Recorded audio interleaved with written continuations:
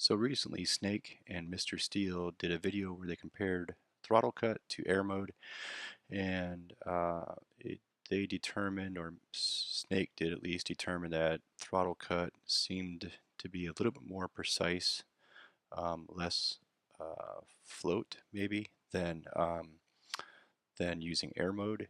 But in the video, they didn't really talk about how to activate throttle cut.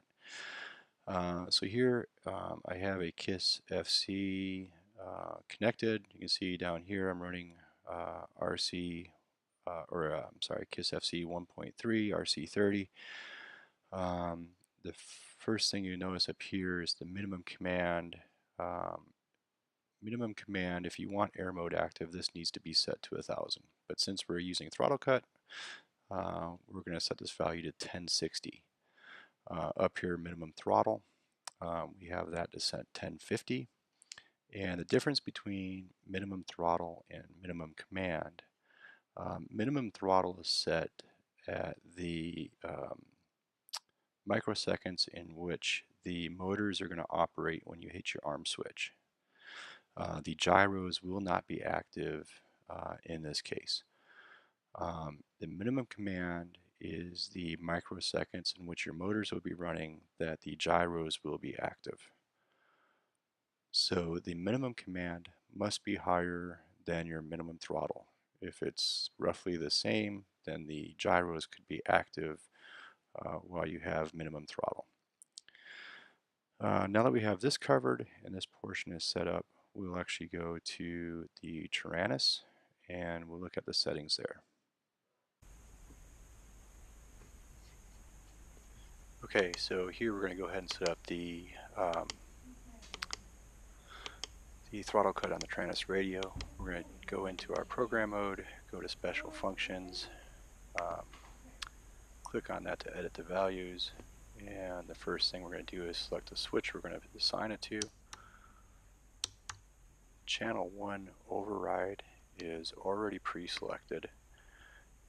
That channel 1 on Taranis is the throttle channel, and then for the numerical value we're going to set that to -100. And last thing, check the box. Now I'm using a three-way switch here, so I have it set up that the lowest portion is going to deactivate or activate the throttle cut, and the middle portion is going to activate the throttle cut. So when it's in its top position is when throttle cut will be deactivated, I guess, and you'll have full functioning gyros. So make sure you check the check boxes at the end that enables these functions. Okay, now we're going to go into setting up the throttle. You're going to set your min value so that the microseconds are around 1068, at least that's what I have mine set to, so that when you activate the throttle cut or you have it in its active position, that the quad will fire up at the 1068 microseconds. Now, to be careful on your switches here, the throttle cut must be in the off position for you to arm your motors. If it's in the up position, your motors will not arm. So arm your motors first and then activate your throttle cut. Okay, so now we got my alien set up. We got throttle cut programmed.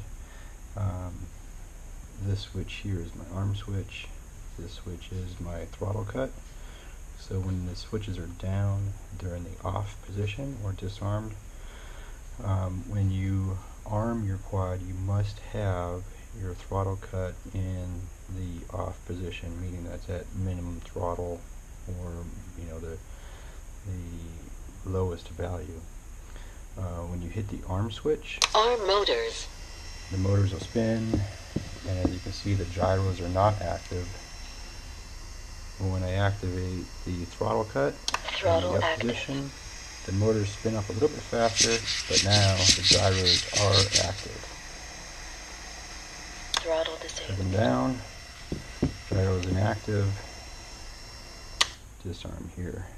If I have the throttle cut in the top position and I try to arm, arm motors, the motors will not arm because it's sensing a higher throttle value than what the KISS flight controller is programmed to. Throttle disabled. As soon as I bring the throttle cut down into low position, the motors will arm, the gyro still will not be active.